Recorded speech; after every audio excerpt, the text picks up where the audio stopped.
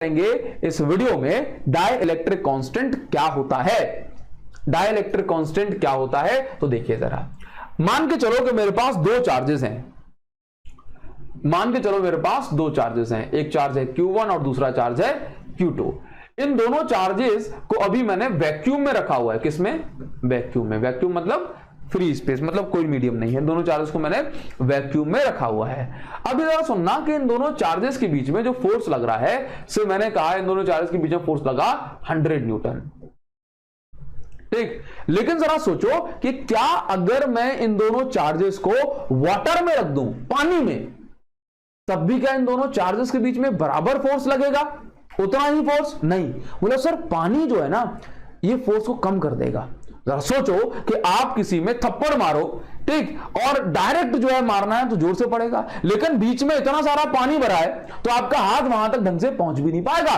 तो बस यही बात है कि अगर एयर में, अगर वैक्यूम में मुझे हिट करना है, फोर्स लगाना है, तो आसानी से लगा पा रहा हूं, लेकिन मेरे बीच में कुछ आ जाए, चाहे पेपर आ जाए, चाहे वैक्स आ जाए, चाहे माइका आ जाए, प्लास्टिक आ जाए, या कुछ भी आ जाए, तो जो फोर्स होगा वो डिक्रीज हो जाएगा, है कि नहीं? तो इसका मतलब है कि अगर वाटर आ रहा है तो फोर्स कुछ डिक्रीज होगा, पेपर आ रहा है तो फोर्स कुछ और तरीके से डिक्रीज होगा, हाँ, अगर प्लास्टिक आ रही है तो फोर्स कुछ और तरह से डिक्रीज होगा। तो बस यही बात है कि वैक्यूम में जो फोर्स लगता है उससे कम फोर्स लगता है किसी और मीडियम में।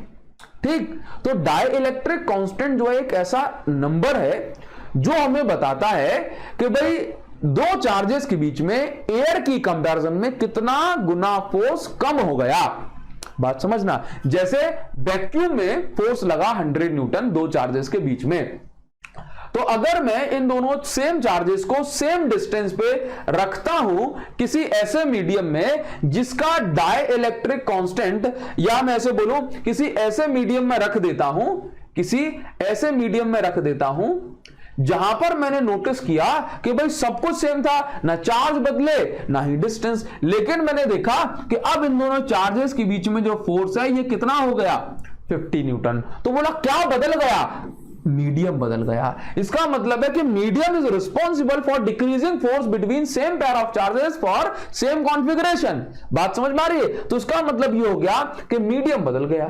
तो मीडियम के बदल जाने से फोर्स कितना गुना कम हो गया? तो पहले तो 100, अब हो गया 50 न्यूटन। इसका मतलब है ये जो मीडियम जो यूज हो रहा है, इसने 2 गुना फोर्स को कम कर दिया। वैक्यूम में कंपैरिजन में 2 गुना फोर्स को कम कर दिया। तो यहां से इसका नाम रखा गया कि इस मीडियम के डाइलेक्ट्रिक कांस्टेंट की वैल्यू 2 है। इसका मतलब ये मीडियम 2 टाइम्स फोर्स को डिक्रीज कर देता है। मान के चलो मैंने सेम चार्जेस जो है ऐसे मीडियम में रख दिए जहां पर जो फोर्स है अब 20 न्यूटन हो गया। कितना? 20 न्यूटन। मतलब वैक्यूम में था 100 न्यूटन, अब इस मीडियम में हो गया 20 न्यूटन। मतलब फोर्स कितने गुना कम हो गया? प्लस पहले था 100, अब बना 20, तो हो गया ये 100/20 करोगे तो इसका मतलब फोर्स कितना कम हो गया? मतलब 5 गुना। तो जो 5 जो है that is the value of dielectric constant. अब तक तो आपको आइडिया लग गया होगा कि डाइलेक्ट्रिक कांस्टेंट क्या है। एक्चुअल में देखो, डाइलेक्ट ऊपर 100 ऐसे कैसे निकाल रहे हो भाई? ऐसे निकाला ना, पहले 100 लग रहा था 50, तो 100/50 किया तो कितना आ गया? K = 2। पहले 100 लग रहा था, अब लग रहा है 20, 100/20 किया, आंसर आ गया 5। तो इसका मतलब यह हुआ कि डाइलेक्ट्रिक कांस्टेंट एक्चुअल में क्या है? रेशियो है किसका? फोर्स इन, देखो, force in vacuum upon force in medium. देखो ये क्या है? Force in vacuum 100, force in medium ये क्या है? Force in vacuum upon force in medium. तो कहने का मतलब है कि डाइलेक्ट्रिक कांस्टेंट क्या है? डाइलेक्ट्रिक कांस्टेंट रेशियो है मुन्ना। डाइलेक्ट्रिक कांस्टेंट क्या है? डाइलेक्ट्रिक कांस्टेंट रेशियो है किस किस के बीच का? Force in vacuum upon force in medium. ठीक, for 2 charges kept in free space, kept in same distance, हाँ, kept at same distance। अब इसी चीज को भाषा के फॉर्म में पढ़ लेते हैं, मतलब लैंग्वेज के फॉर्म में क्या लिखा हुआ है?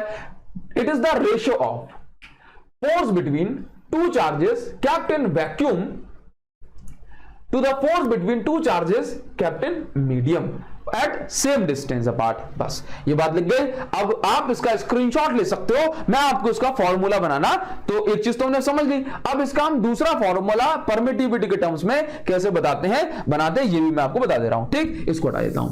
चलिए, तो आई होप आपको इतनी सी बात तो क्लियर हो गई होगी कि ये डाइलेक्ट्रिक कांस्टेंट किस बला का नाम है। आगे हम बढ़ जाते हैं और अब बात करते हैं कि भाई डाइलेक्ट्रिक कांस्टेंट को मैंने कैसे रिप्रेजेंट किया। फॉर्मूला बन गया F not upon F M. F M मतलब फोर्स इन मीडियम। अगर मैं इसको ओपन करता हूं तो 1/4 epsilon not Q1 Q2 upon R square. हमने ना चार्जेस बदले और ना ही उनके बीच की डिस्टेंस बदली, सिर्फ बदला मीडियम, तो हमने लिख दिया 4 एप्सिलॉन नॉट की जगह मैंने लिख दिया एप्सिलॉन एम। ठीक, मीडियम में है ना, तो अब आप देखेंगे कि भाई सारी वैल्यूज कैंसिल हो जाएंगी और ये क्या बचेगा 1/4 एप्सिलॉन नॉट और ये बचेगा 4 एप्सिलॉन एम अपॉन 1। ठीक है, सब कुछ कैंसिल हो जाएगा, सिर्फ क्या बचेगा epsilon M upon epsilon not. That means जो डाइलेक्ट्रिक कांस्टेंट के है ये आ गया epsilon M upon epsilon not. और अब आप देखो ये क्या है, जरा देख के बताओ ये क्या है। ये है परमिटिविटी ऑफ मीडियम के परमिशन देने की ताकत। और ये क्या है, परमिटिविटी ऑफ फ्री स्पेस। इसका मतलब ये हो गया कि इसको हम बोलते हैं रिलेटिव परमिटिविटी। क्या बोलते हैं, रिलेटिव परमिटिविटी।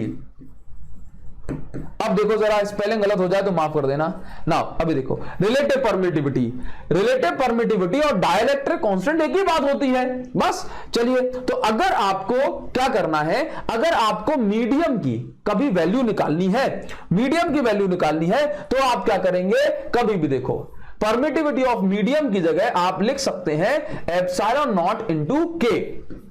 बात समझ में आ गई। तो फॉर्मूला फॉर मीडियम, कभी भी मीडियम का फॉर्मूला बनाना है फॉर मीडियम, जैसे वैक्यूम के अलावा किसी और मीडियम की बात करें तो 1/4 एप्सिलॉन नॉट। ठीक है, किसी मीडियम की बात करेंगे तो 1/4 epsilon M into Q1 Q2 upon R square is equal to में क्या है एफ। अब जरा देखना, अब जरा समझना बात को कि भाई एप्सिलॉन एम की जगह मैं क्या लिख सकता हूं, एप्सिलॉन एम की जगह मैं लिख सकता हूं या तो, चलो ठीक है, एप्सिलॉन एम की जगह लिख सकता हूं एप्सिलॉन नॉट इनटू के।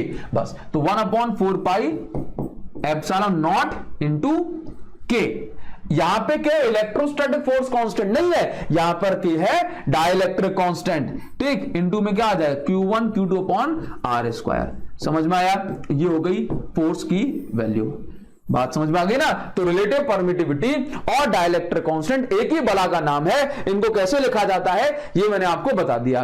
कुछ डाइलेक्ट्रिक कांस्टेंट की वैल्यूज आपको याद होना चाहिए, जैसे कि डाइलेक्ट्रिक कांस्टेंट फॉर